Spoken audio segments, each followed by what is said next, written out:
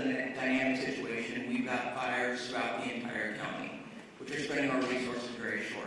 One of the things people ask me is, what do you want to convey to the public? And that is, heed the advice of the first responders. When they ask you to evacuate, evacuate. This is not a drill. This is in real time.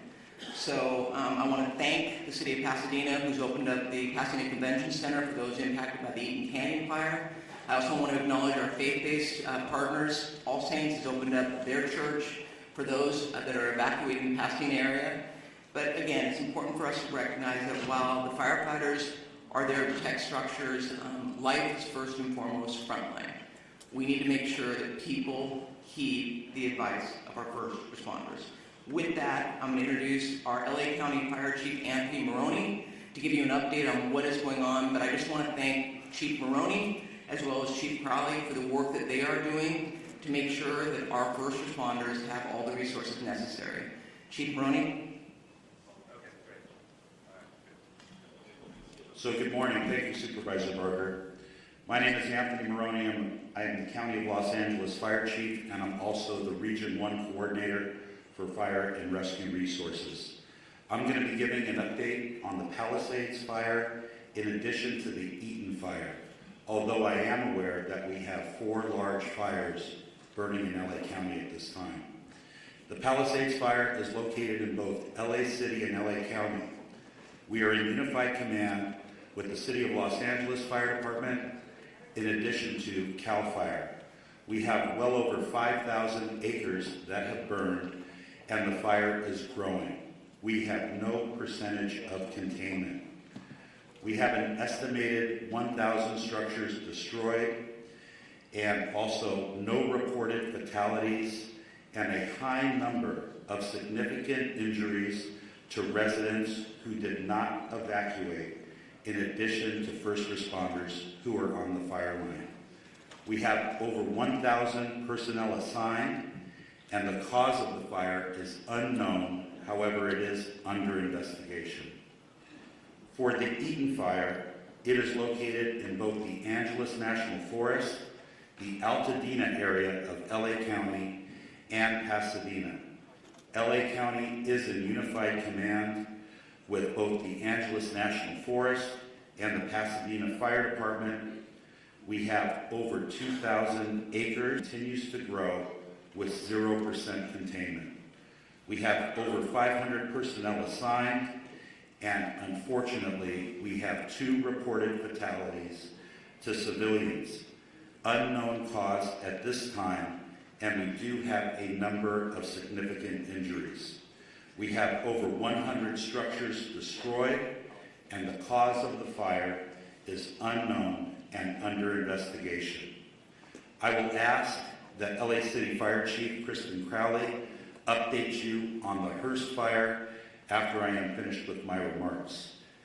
The LA County Fire Department operational area consists of 29 separate fire departments in LA County, and all of those fire departments are at drawdown with no fire apparatus or additional personnel to spare. As the Region 1 Coordinator, I have requested mutual aid from the 5 counties of Orange, Los Angeles, Ventura, Santa Barbara, and San Luis Obispo counties. Additionally, last night, I contacted the State Office of Emergency Services and requested 50 engine strike teams. 50 engine strike teams is composed of 250 fire engines and over 1,000 personnel. We have also requested resources from out of state, as well as Northern California. Thank you to the first responders from Nevada, Oregon, and Washington State that are already on the road coming to LA County to assist. Lastly, the National Weather Service has predicted a continued red flag weather event with strong winds and low humidities, placing all residents of Los Angeles County in danger. To all of our viewers, please prioritize your safety as well as the well-being of those around you. as we come together to continue to get through this widespread disaster. Los Angeles County firefighters will remain on the front line until we reach full containment, and we ask that you keep all of Los Angeles County in your thoughts and prayers. I would now like to invite up Los Angeles City Fire Chief Kristen Crowley to give her briefing. Thank you.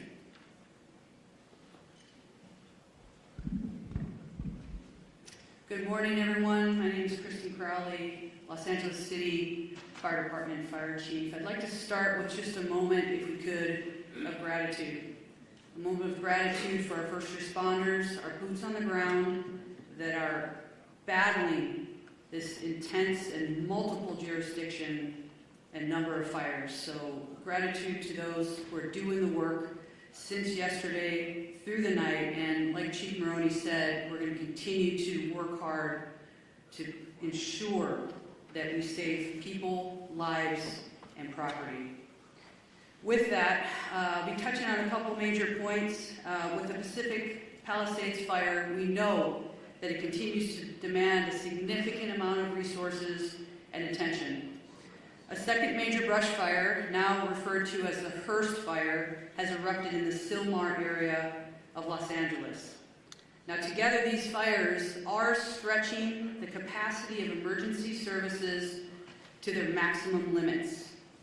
The Los Angeles City Fire Department is battling these two major fires while also maintaining, I want to focus on this as well, 911 services for the city's approximate 4 million residents.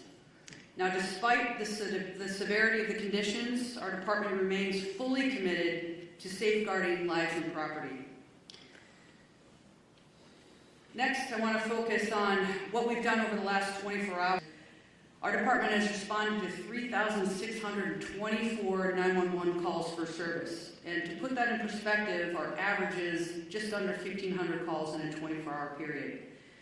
Over the last 24 hours, we've also responded to an additional 32 structure fires within the city.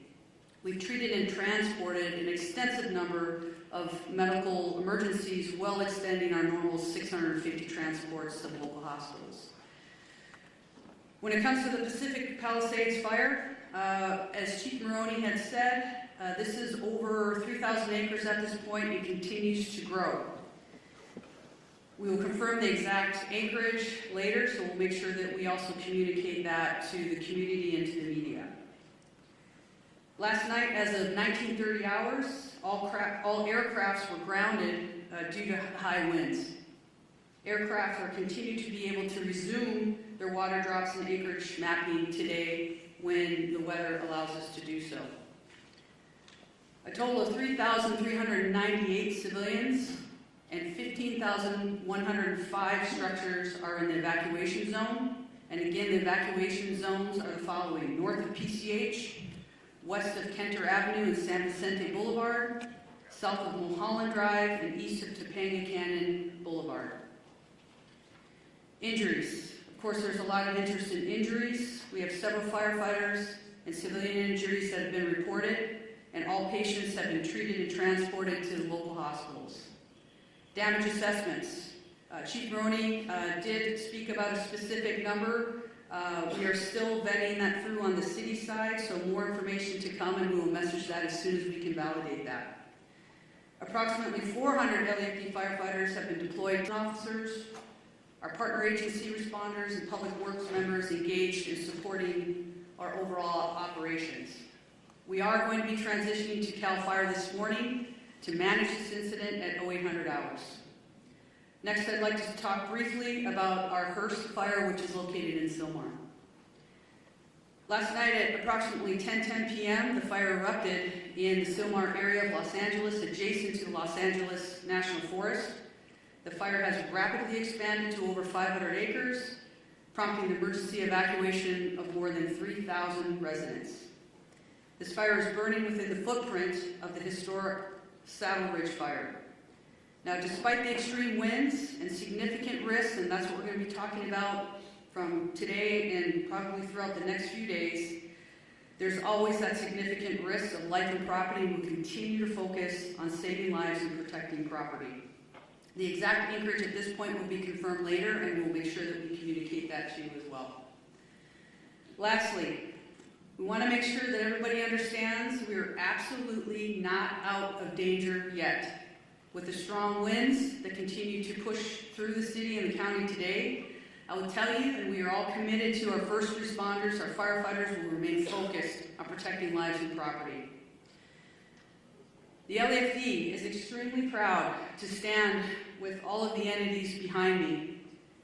Our top priority will continue to be life safety, ensuring that safe evacuation and the rescues of our residents that are in harm's way. It will continue to be our primary focus in this wind-driven fire event as it continues. Thank you for your cooperation, your support, and your diligence.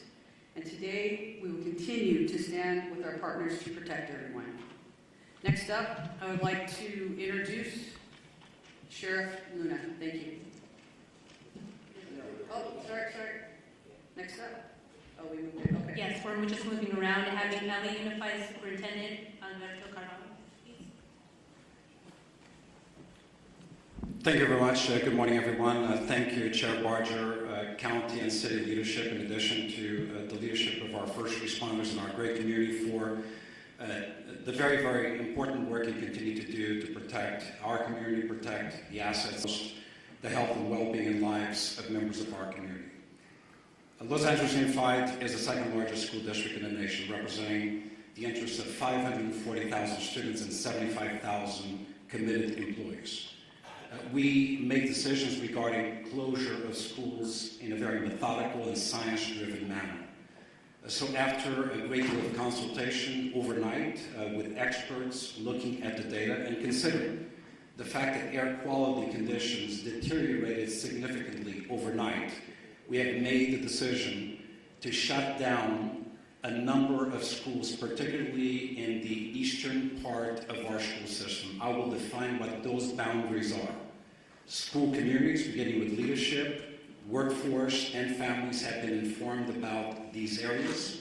And as of now, those schools within the boundaries of the area that I will define are closed. This accounts for about 10% of our total schools in our district, about 100 schools out of 1,000 schools. The areas that I'm speaking about are schools located north of Manchester Boulevard, Firestone Boulevard, east of 10th Avenue, west of I-710, and south of Highway 134. Any school within that area, and that accounts again for the eastern part of our district, where the air quality met or exceeded levels that are not appropriate for employees or students to be around, are effectively shut down. We will be making decisions about what will happen in those schools going into tomorrow by 4 p.m. today based on the evolution conditions. In fact, since we made the decision to shut down those schools, air quality conditions have improved significantly despite the fact that they worsened significantly overnight. I want to speak specifically about schools surrounding the Palisades area. As of last night, we had to shut down 5 schools as a result of mandatory evacuation conditions. Those were Kinter Canyon Elementary School, Canyon Elementary School, Marquez Elementary School, Palisades Charter Elementary School, Revere Middle School, and Topanga Elementary School, in addition to Palisades High Charter High School. We have reports that Palisades High sustained significant damage as a result of the fire. We are working with state and federal entities to quickly access resources to address the issues facing this community. I want to very briefly address our workforce. We know today is not going to be a perfect day. A number of schools are shut down. However, localized conditions may make it difficult for our workforce or parents and students to access schools. Air quality conditions may vary and in fact may not necessarily be appropriate beyond the area where we close schools. Please use your discretion. We will utilize grace and be flexible regarding attendance and for students and employees alike. Specifically, students and employees who face chronic respiratory conditions or other health issues. We will be flexible regarding these individuals. We will provide additional updates later on today regarding conditions of schools going into tomorrow. For the schools that are open, recognizing the workforce needs of the parents of our children. Beyond the bell activities, care for children in those schools will continue to be provided today. Today is not a typical day. We need flexibility, patience, and grace, and we shall extend that to our workforce and certainly our parents and students in our community. Once again, our hearts go out to those who have been impacted, and our eternal gratitude to the first responders of our community for the fantastic, difficult work they've done over the past 24 hours. Thank you very much.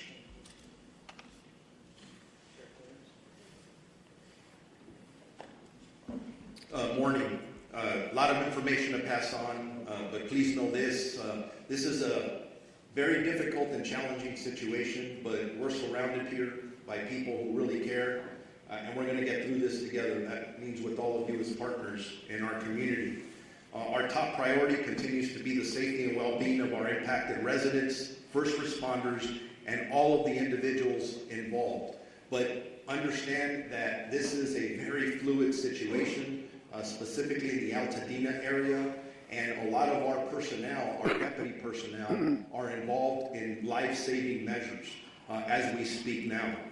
We are working very closely with local, state, and federal agencies to provide necessary resources and support.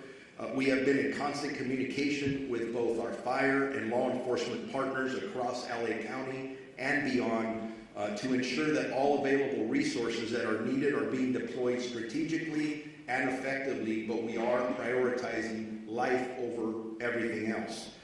There are over several hundred sheriff department personnel working around the clock to evacuate residents in danger, assist with road closures, and respond to multiple missions that are given to us, and they do change periodically depending on that life mission. To ensure that everyone is going to be safe or safe as possible, additional personnel will likely be assigned to this fire as this continues to go, and you heard from our fire partners that there is no containment here. I do want to split it up into two. I want to start talking about the Eaton fire first. Currently, there are evacuation orders in Pasadena, Altadena, and Sierra Madre. Evacuation orders, there are approximately 32,500 residents under evacuation orders and approximately 13,186 structures that we deem at risk, and that could grow.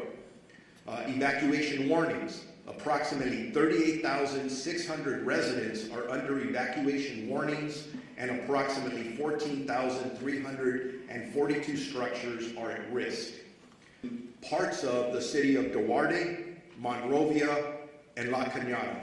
And again, we continue to assess that. That's evolving. That's going to change. So I encourage you to consistently pay attention to all sources of information so you're ready to go when you are given that order, if that does come. As information's changing, even as I was driving up here, even as I'm walking up to this podium, I'm getting messages about several of our employees who have lost their homes in the last several hours. I don't know how many because we are still gathering that information, but we all live here in Los Angeles County, so we are impacted. So we're going to make sure that within our department, we're wrapping our arms around our employees just like we do with community members. In this area, I don't have any specifics. There is a lot of damage out there. We're still in the process of doing these assessments, trying to still save lives. So this information is going to change. The Altadena Sheriff's Station itself was evacuated, and it was at least limited on fire. There was some fire at the Altadena Station, clear out all of our employees out of there. I'm hearing some miraculous stories, and they're just barely coming in, of our deputies who were trying to evacuate the Altadena Station, and then residents were running up from different locations around there, asking them for assistance in getting them out of their structures. And from what I understand, They were barely able to get people out before these structures started burning. There's just heroic stories of what our deputies are doing out there from last night and this morning.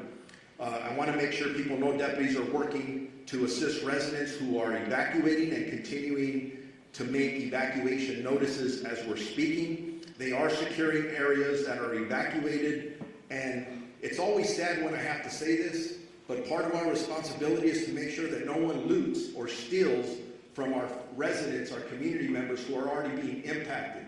And I'm sad to report we made 2 arrests this morning for looting already. So if you are thinking about coming into any of these areas to steal from our residents, I'm going to tell you something. You're going to be caught, you're going to be arrested, and you're going to be prosecuted. Don't do that. Stay out of these areas. It's only for emergency workers and people who live there. We are, at this point, unable to clearly determine the extent of damage at this point because the conditions are rapidly evolving and the destruction needs to be assessed as the daylight hours have come forward. I do know that I've lost at least 1 sheriff's black and white to a fire. Thank God that the deputy is okay. But deputies continue to be on patrol throughout the road closure areas to ensure evacuation areas remain closed to the public. All schools in the Pasadena Unified School District are closed. There is a road closure at Altamira Drive from Allen to New York Drive. For those in need of shelter, please head to the Pasadena Convention Center, located at 300 East Green Street in the city of Pasadena. And we're working with them in Unified Command and in partnership as well. For animals, there are established shelters at Large Animal Shelter Rose Bowl Stadium, at 1001 Rose Animal Shelter, Pasadena Humane Society, at 361 South Raymond Avenue in Pasadena. I'm going to switch gears now to the Palisades fire that we've been heavily involved in with our partners, again, with LAPD and LA City Fire and everyone else that's up there working. As of this morning, the fire was still burning in that area. That's impacting our residents. Evacuations are in effect, continuously in effect for the city of Calabasas, the city of Malibu, Los Angeles City, Pacific Palisades, and unincorporated area of Los Angeles County and Topanga Canyon. Evacuation orders are approximately 37,000 residents under evacuation orders and approximately 15,000 structures at risk. Again, that's specifically for the Palisades fire. Evacuation warnings, approximately 20,000 residents are under evacuation warnings, and approximately 6,500 structures are at risk. There have been minor injuries, and our partners at the fire department have talked about those, and several, unfortunately, structures that have been lost, and we're still assessing those. Bear with me, I'm almost there. There's a lot of information, very important information. There are several road closures which can change rapidly. The 10 freeway at Lincoln Boulevard, southbound PCH at Las Flores Canyon, southbound PCH at Topanga Canyon, Coastline Drive at southbound PCH, westbound PCH to Entrada to eastbound closed from PCH and Malibu Canyon.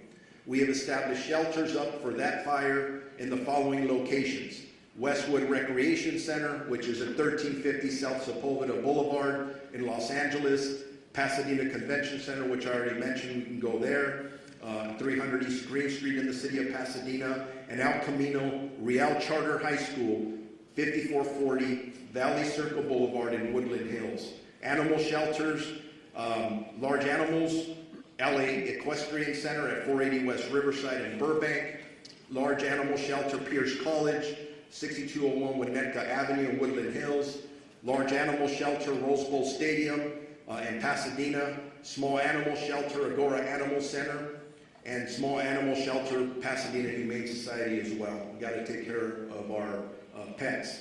As I wrap up, a reminder, and you've heard it from several of us, you need to be prepared. If you are in a warning area, make sure you have your essentials, your important paperwork, your medication to evacuate and given an order. There is nothing worth your life. Please listen to the police and fire officials that are out there and be prepared to evacuate. If you have more questions or there's about evacuations, evacuation centers, or road closures, go to lacounty.gov/emergency or our Sheriff's Department social media. Now it's my honor to introduce my partner, of the Chief of the Los Angeles Police Department, Jim McDonald. Thank you very much. And as you look at the group assembled behind me this morning, each of those and everybody we represent who's out in the field all have families. Many are impacted directly by the fire, but they leave those families to come and try and be able to help everybody else who's out there. So I owe a debt of gratitude to everybody who is putting it all on the line for everyone else. This is a tragic time in our history here in Los Angeles, but a time where we're really tested and see who we really are. And it's critical that at these times we be patient, that we come together, that we focus on saving lives, and to be able to do the very best job we can, so when we look back on this, we know that we did what we could for others. I look at the people who were out there on the line last night.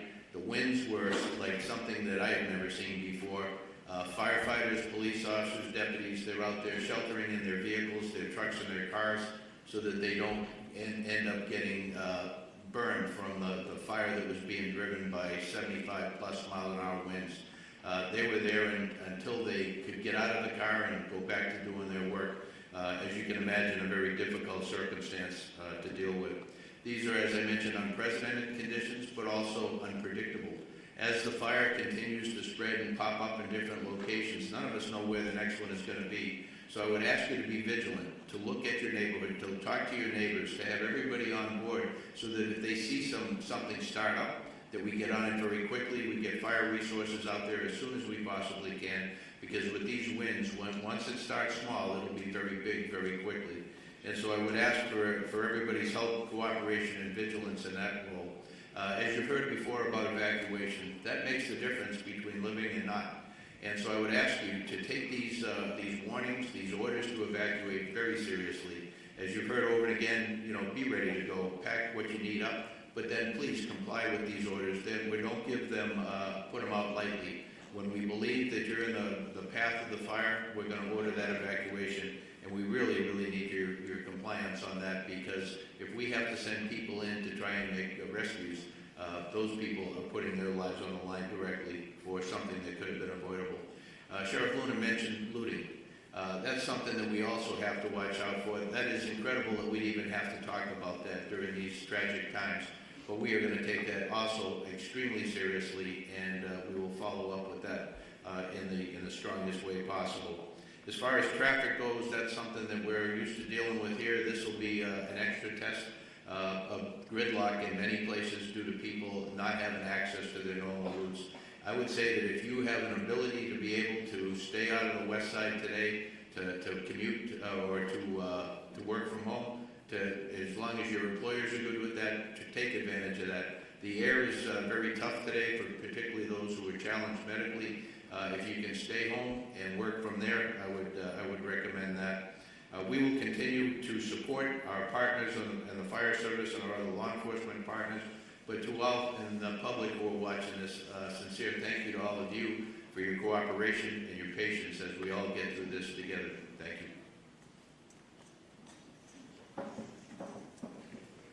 Now we're going to introduce my colleague, Supervisor Lindsay Horvath, who represents. Thank you, Madam Chair. This morning, we woke up to a dark cloud over all of Los Angeles. But it is darkest for those who are most intimately impacted by these fires. It has been an immensely painful 24 hours for communities I represent. The Palisades, the Hearst, and Woodley fires are all in the 3rd District. But our strength is in our togetherness, and that will determine how we make it through. We need your partnership in this time of crisis. It is difficult to process the immensity of the destruction and loss. We extend our hearts and every resource we have to all of our impacted residents. We know when we talk about these structures, they aren't just structures. They aren't even just houses. They're homes. This is our home. These are places where we build community, where we raised families, where we made memories that we will never forget, even if we can't go back to these structures. These are our home. Losing home is simply devastating. And I know that we are all here to support you and stand with you in this time of need. Aggressive winds and fire know no jurisdictional boundaries, nor does coordination and action, as they unlock support through fire assistance management grants for Palisades, Eaton, and Hearst fires so far. The talent and tenacity of our first responders is nothing short of extraordinary. And I've said it before, these people on the front lines are doing this because this is their calling. This is not simply a job that they came to have an occupation. They are called to this work to keep us safe, to keep our community safe, and to do all they can in this time of crisis to protect our Los Angeles County. Overnight winds grounded our vehicles, and we have red flag conditions through the end of day tomorrow. But we know that because of these fearless warriors on the front lines, we are doing all that we can to contain this fire. Thank you for your work to keep Los Angeles County safe, including the 3rd District communities of Pacific Palisades, Topanga Canyon, Sunset Mesa, Malibu, Santa Monica, Sylmar, Granada Hills, Lake Balboa, and surrounding communities. Our #1 message to everyone in impacted areas is to follow all evacuation orders and warnings and to stay where you are safe as long as the evacuations remain in place. We continue to have shelter capacity for you, as you have heard, for you, for your pets, and we have animal sheltering sites as well. These orders are not just to keep you safe and to keep your community safe, they are also to keep those on the front lines of this devastating crisis safe. And the longer that you wait to evacuate, the more you are putting people in danger who are putting their lives on the line to protect your homes. Please don't do this. Please evacuate. There is also an evacuation order in Santa Monica, the northern border of the city to San Vicente. The warning is north of Montana to San Vicente as well. We have an evacuation order as well as a warning there. Barry J. Nydorf Juvenile Hall is in Sylmar, and that is under evacuation warning because of the first fire. Our probation department has evacuation plans in place should that move to an evacuation order from a warning. Has closed its schools today, and as you heard from Superintendent Carvalho, LAUSD has a variety of updates. We have heard from our state insurance commissioner as well, and while this is still quite early in this emergency, we do have some initial guidance from his office for evacuated households on reimbursable insurance expenses, with information to be found at insurance.ca.gov. Obtain a complete copy of your insurance policy, take note of additional living expense limits, track additional expenses, document conversations with your insurer or adjuster, and don't rush any decisions. If you have any questions, please continue to check emergency.lacounty.gov for the latest information. And I know we will see brighter skies by working together. Los Angeles County will continue to be unrelenting in our response. And I know we have only the finest on the front lines fighting this fire. It's our duty to see them succeed. Thank you. All right, now we are going to hear from LA City Council President and Mayor Pro Tem, Marquise Harris-Johnson. Thank you so much. Good morning, everybody. On behalf of the City of Los Angeles, I just want to begin by thanking and recognizing and acknowledging the great work of our first responders, especially the men and women of the Los Angeles Fire Department, who last night we all witnessed doing heroic work in the face of grave danger. Last night was one of the most devastating and terrifying nights that we've seen in any part of our city, at any part of our history.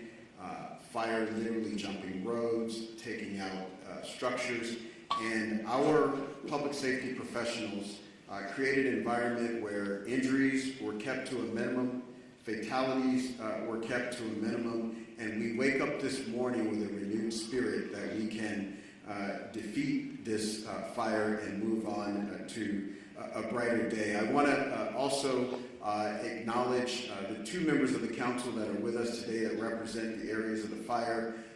Councilwoman Tracy Park of the 11th District, who's I think probably has about 90 minutes sleep by my count, because every time I looked on the television, you were there knocking on doors in neighborhoods, in community centers, at the shelters, making sure the community was okay. And then an absolute professional, someone who, since I've been on the council with her, has had to fight a fire almost every year.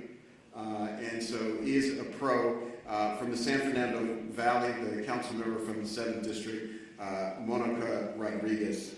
And again, all the men and women, the firefighters are in the front, but our DWP workers are out there making sure we don't have additional fires from power lines, and countless folks, DOT making sure the flow of traffic stays so that folks who want to evacuate, thousands and thousands of people working together to make this work. I want to announce a few more closures to add to the school closures that we heard and the closures that the sheriff and the supervisor read to us.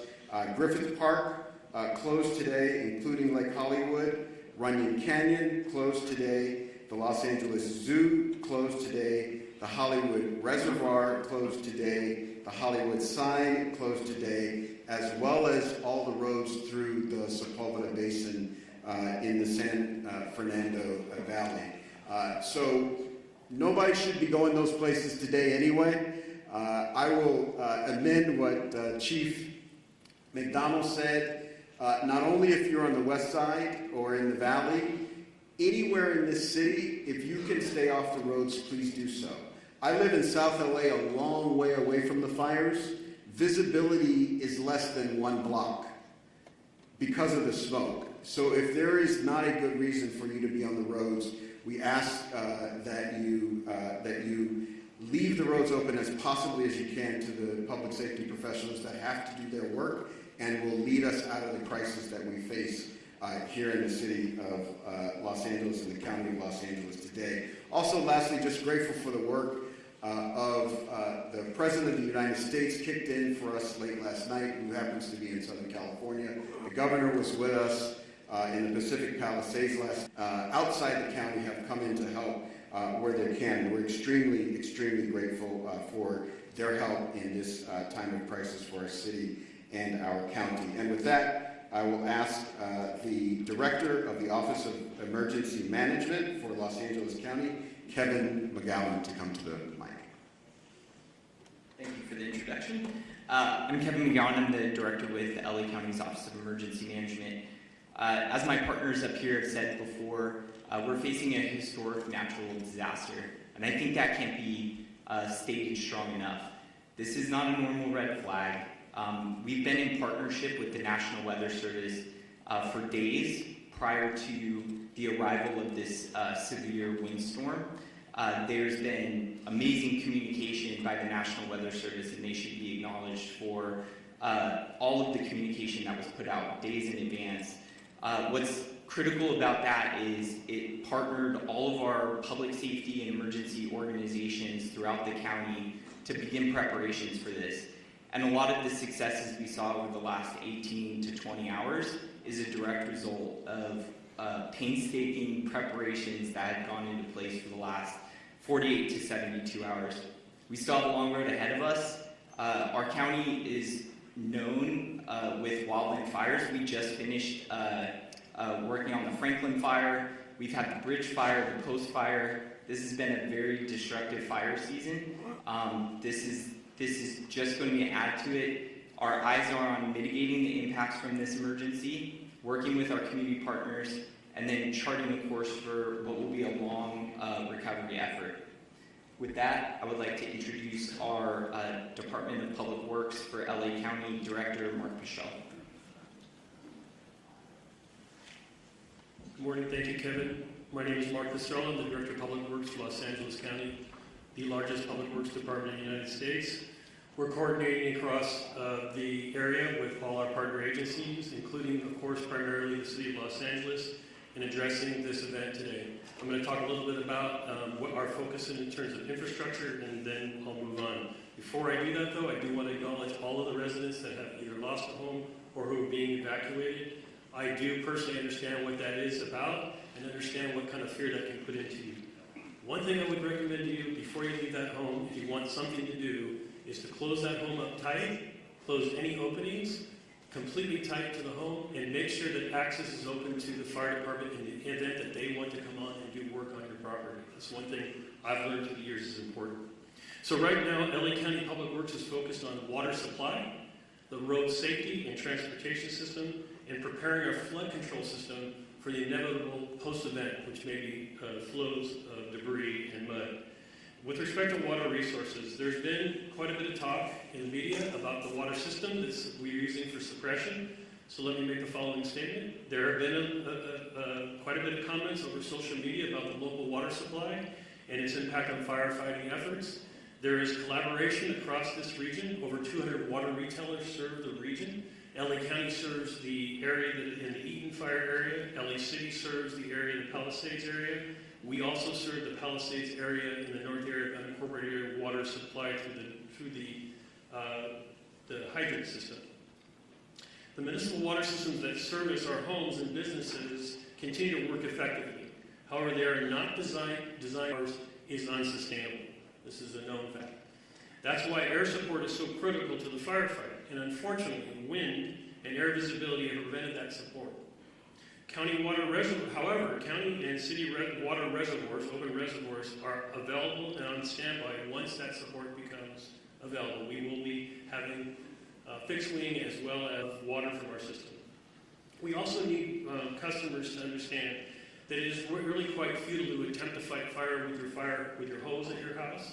That's not something I would recommend you do, but in fact I would ask that you turn off your water and turn off your gas, both things before you leave the residence, so that we can continue to have that water supply for the hydrant system.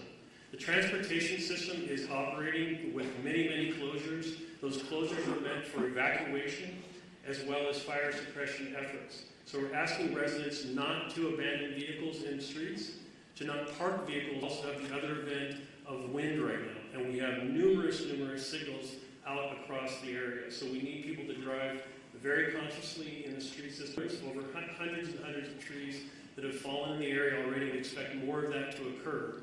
This is a safety hazard for you and your children, so we're asking that you avoid walking outside, avoid being under trees, avoid parking cars under trees, all the things that you can imagine that a tree can do. A tree can be just as devastating to a home and to your personal self as a fire. So please be aware that the wind event is going to continue and the infrastructure is in place to do with that. We are currently preparing to remove that. We are removing trees as they fall where it's safe to do so. There will be a mass debris removal system put together that the county is coordinating. But we would be removing and working with the cities to remove the mass debris that's going to occur, not only from the structures that have been damaged, but all of these trees that are down. So please, one of the things is make way for our utility workers who are in support of the very brave firemen and sheriff and police force that are out doing their job. We are in full support of them.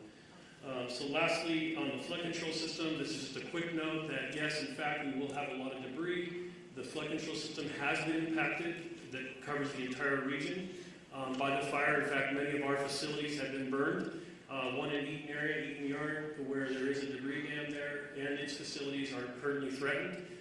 We are looking at that and want to raise up those systems.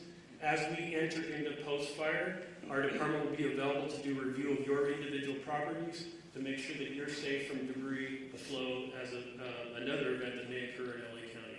With that, I'm happy to turn over the microphone to my partner from the Department of Water and Power, the General Manager, Janice Quiñones. Thank you, Mark. I am Janice Quiñones, CEO and Chief Engineer for LADWP. I want to start by thanking everybody on this response. I've been in emergency management my whole career, and the collaboration I've seen in this response has been incredible. Especially our first responders, our crews. I want to thank our crews that have been working on high winds trying to restore power as fast as possible.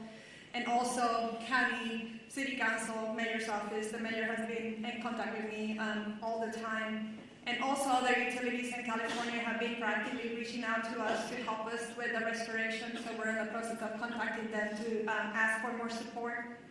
I want to continue the thought process that Mark had about water supply in Palisades. We had a tremendous demand on our system in the Palisades. We pushed the system to the extreme. 4 times the normal demand was seen for 15 hours straight, which lowered our water pressure.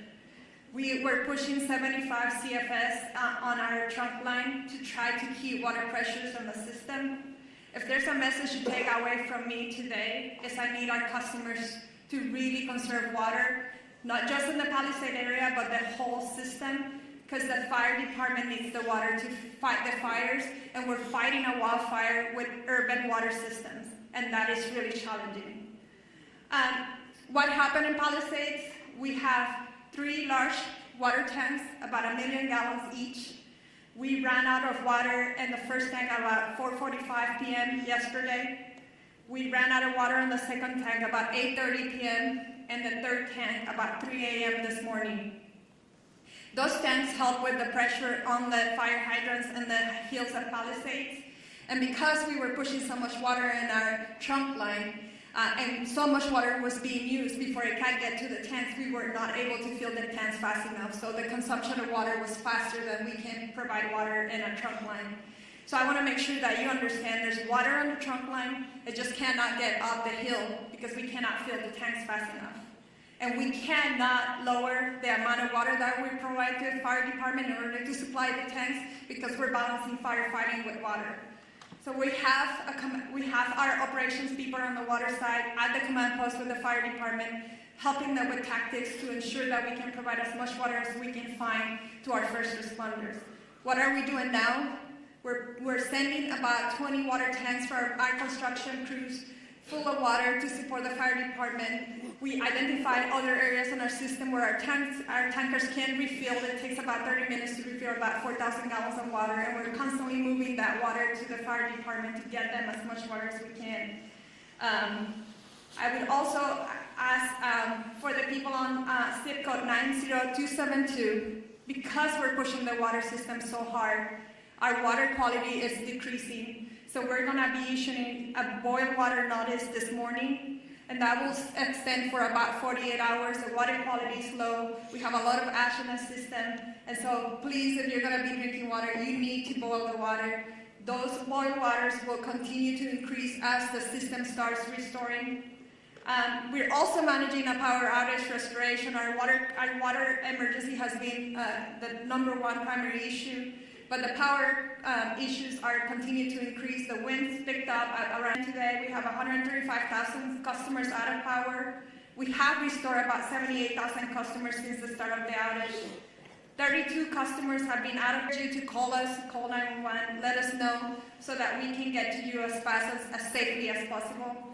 We are on a severe emergency activation at the EOC for both water and power. It's taking us 24 to 48 hours to get to all of the outage. That's why we're going to start increasing our mutual aid request to get more crews on here to reduce that restoration time. But we cannot do that until it's safe for our crews. And I'm happy to report we have had no safety incidents for either the water and the power crews, which we need all the crews safely operating in our system. 40% of our outages were due to us having to de-energize the circuits for public safety. And we cannot energize them until it's safe to do so, and we have put eyes on our system. 20% is because of wire downs, and 6.5% is because our system has protected itself from further outages, and so we have to patrol every night before we come back online. With that, I just want to thank everybody, and Madam Chair. Thank you so much. We want to transition. We're 5 minutes over. We do want to give a little bit of time for question and answer with the press. I'm going to call on you. Please identify yourself, your name, and which media outlet you're with. I see a hand up here. We'll go with you first. Good morning. Yes, Bob Castro from day and night last night. But Chair Barker, wanted to ask because this press conference called One Voice is bringing together some of our city leaders, our county leaders here together for this incredible tragedy, this crisis experiencing right now. And a lot of our viewers are asking, how can other Angelenos help? Because people want to volunteer, people want to help. What's the best way that other folks out there that want to help, what can they do? Well, first of all, thank you for that question, because I think this does speak volumes to the fact that it's not just at the local level, it's at the state and federal level as well, and it is one voice. We're seeing these fires taking place countywide, which is stretching our resources. But to the public, I mentioned All Saints in Pasadena that's opened up its church to people that are evacuating, people that are not only part of their parish, but also people that are seeking refuge. I would encourage, and we will work with our Office of Emergency Management, to put together a list of what you can do to help. I know at Pasadena Convention Center, they're looking for resources, food, and blankets. Red Cross is putting that together, but we can always use more. So this is the time for us all to come together. I mean, we're trying to wrap our heads around just getting this fire under control. But make no mistake, we will put something together so that people can offer their support. You are seeing the goodness, and I know Supervisor Horvath mentioned it. With all these horrific stories you hear, you also hear stories of people that are doing amazing things to help their neighbors and their community. Thank you for that. Now go ahead in the green shirt.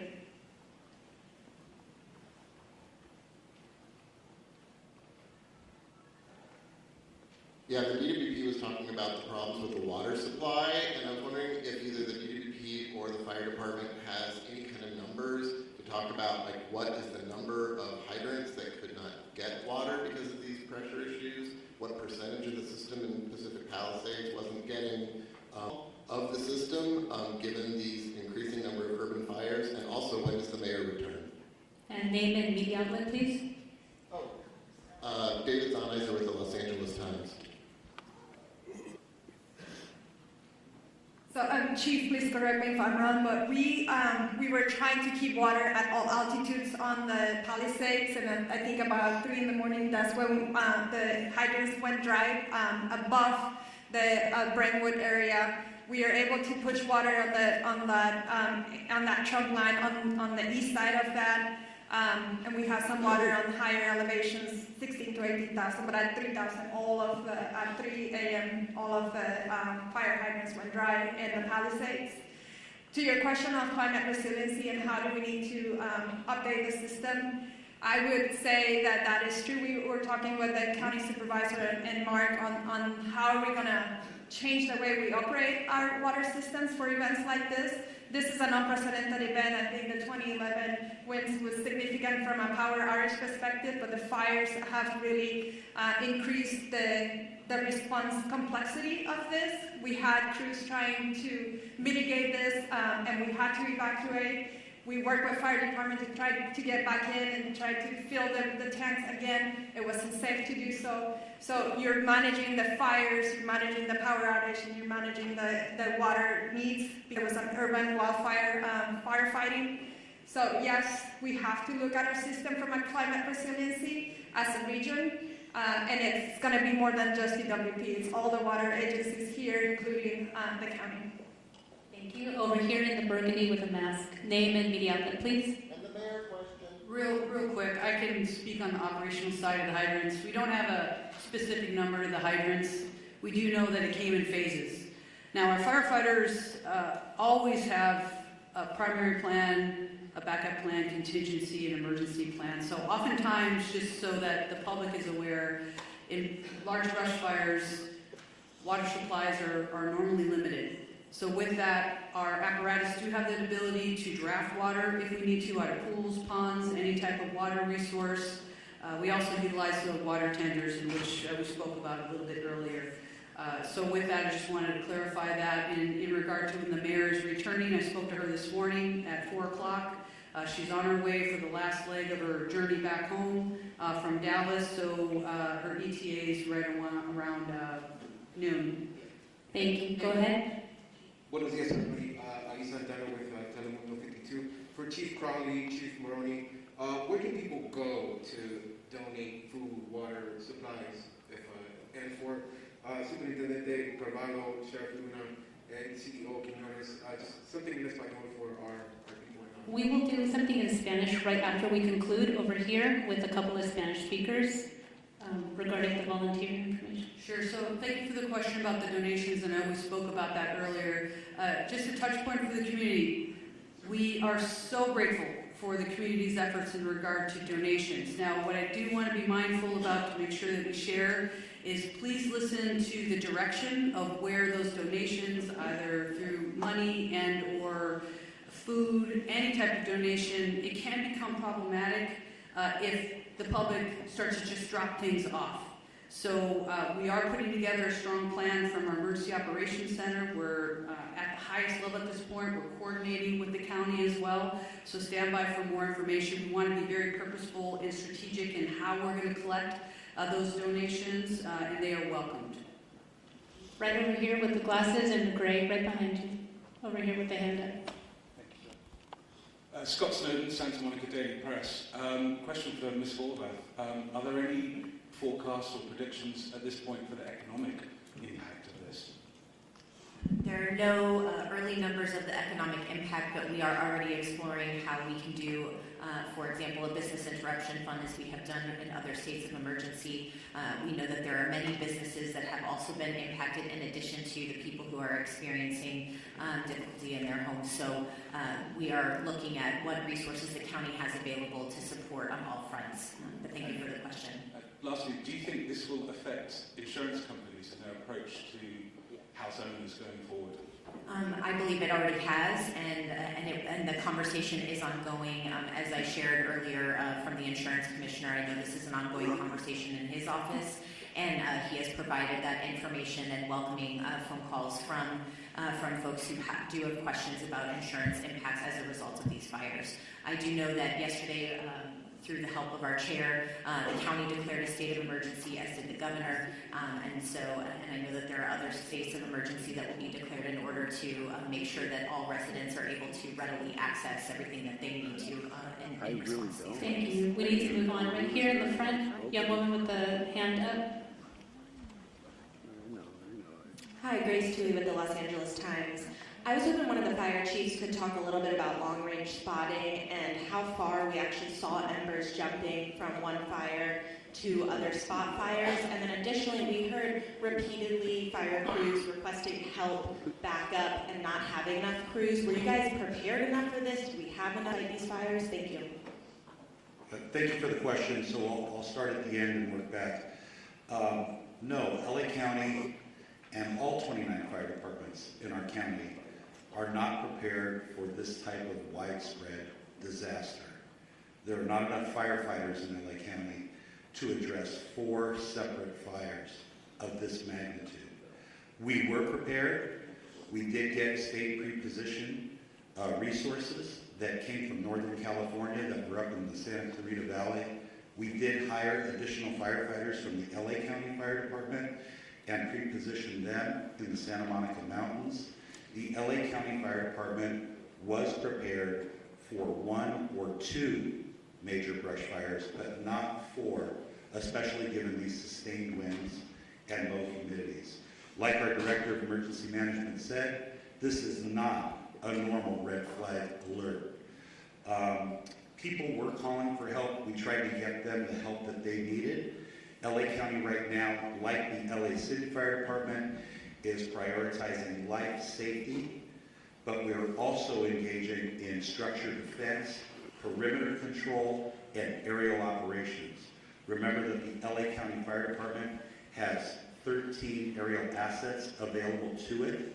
In addition to our agency-owned helicopters, we have our 2 CL-415 Super Scoopers and our CH-47, which is part of the 3-county QRF. So we're prepared to keep fighting the fight. Like I said earlier, I've requested additional resources, not only from Northern California, but from out of state. We did that last night, yesterday. So we're doing the very best we can, but no, we don't have enough fire personnel in LA County between all of the departments to handle this. Thank you. Thank you. We have a couple just quick I just questions. want to also acknowledge that that came down from Sacramento State Senator Ben Allen and Sasha Perez, as well as our Santa Monica Mayor Negrete, who's also present here, and I know that Congressman George Whiteside is flying in from Washington, D.C. He represents the Sylmar Santa Clarita area, and so we appreciate you all being here. Thank you, And I Chair think Barber. someone from the mayor's office would like to go ahead and introduce. Thank you, appreciate it. Good morning, everybody. Celine Cordero, Deputy Chief of Staff to Mayor Bass. I just want to step forward and address the question about the mayor. The mayor will be on the ground shortly, very shortly this morning, and engaged. But I want to assure the community and the city, our mayor has been actively engaged 100% of the time, the entire last 24 hours throughout this unfortunate event and crisis. The mayor has been in constant communication with our chief of police, our fire chief, our council president, our law enforcement partners, our Supervisor Barber, thank you, and our county partners. So I just want to stress she's had 100% access the entire time that she's been traveling and been actively involved in the decision making. So thank you very much to all up here, and the mayor looks forward to meeting you very shortly this morning. Thank you for that. Over here in the green shirt. Good morning. Stephen Coleman, KABC. You mentioned 4 fires. I'm aware of 3. Could you describe and characterize the 4th fire? County fire? Yes, I can speak briefly on that 4th fire. Was a woodley fire, which is approximately a smaller fire. We threw a lot of resources at it. It is under control at this point. We'll push that information out to the media so you have the very specifics, but we're calling it the woodley fire. Could you tell us where it was located? Where? Yeah, it was in the Sepulveda Basin. Yes, sir. Thank you. Last question, then we'll have one-on-ones. Hi, Samantha Norris, San Fernando Valley side. I know the Hearst fire is one of the smaller fires here, but can somebody speak more to what resources are being deployed to that fire? And for people in the Sylmar area, what are the evacuations, where those people can go in the area? Hi, good morning. Councilwoman Monica Rodriguez from the 7th District. Last night we evacuated 71 horses from the Stetson Ranch area. The fire came up quickly, and so thankfully they were safely evacuated to the Hanson Dam Equestrian Center. As we indicated, this is a very dynamic situation, and the lack of aerial support is making it that much more challenging for firefighters to be able to fight these fires, whether it's in the Palisades or any other part of the county. And so it's critically important that people heed the evacuation orders.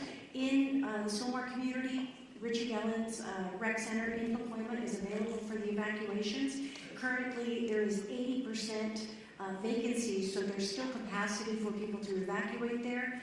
Going beyond that, we will continue to open up additional facilities as it's needed. I want to assure the public that the things that you can do, and I know the question was asked earlier, if you're not in the immediate fire area, there are things that you can do to be of assistance, and it goes to looking at hardening your home from any potential threat of embers. These embers fly, they can go for a couple miles. So we want to ensure that they do everything to create the defensible space in their homes if they're in the adjacent areas.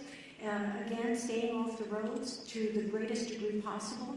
More importantly, reducing your water usage at this time. Because there is no aerial support, all of our water is being heavily demanded upon for these firefights in all parts of the county. So these are the proactive measures that people can be taking to be of assistance immediately given the needs of our first responders. If you have downed power lines, report those to 911. We can also report all outages to 1-800-DIAL-DWP. And most importantly, for trees that are down, because we know we have a lot of road blockages, our Bureau of Street Services, for the City of Los Angeles, all of our street services crew and public works crews are out there doing that work as well, and they are part of our first responders. We want to make sure that everyone's reporting those to 311 so that we can keep the roads cleared for everyone to have the greatest amount of access for our fire personnel. But most importantly, for the adjacent equine areas, because I know in the Hearst fire, we're concerned about the spread right now. There's a lull in the wind, but we're concerned about the potential spread to other equine areas. We want to make sure that we launched our early evacuation for horse-keeping areas in the northeast San Fernando Valley, and I want to continue to urge the public in these adjacent areas to please be prepared with your bags, with your important documents, to be ready to be prepared to potentially heed the call for evacuation.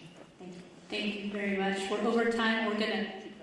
Just one clarity as well, so you have some of the statistics. It started at 1010 last night. The latest acreage we have is 500 acres. We're working closely with our partners, which are the Los Angeles National Forest.